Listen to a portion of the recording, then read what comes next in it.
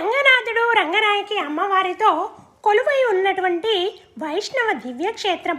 ఇది తమిళనాడులోని తిరుచిరాపల్లికి ఆనుకొని ఉన్న ఉభయ కావేరీ నదుల మధ్యనున్న పట్టణం.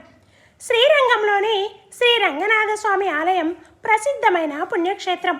భారతదేశంలో అతిపెద్ద ఆలయ సంకీర్ణాలలో ఒకటి ఈ ఆలయం.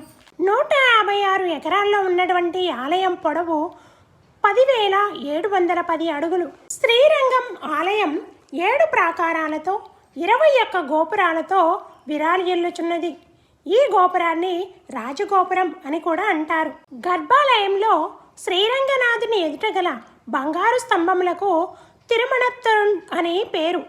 మొదటి ప్రాకారంలో ద్వారపాలకులు, యాగశాల, విరజాబావి, శరమొదలయార్ సన్నిధి, పగల్పత్తు మండపం, చిలకల మండపం, కన్నన్ సన్నిధి ఉన్నాయి.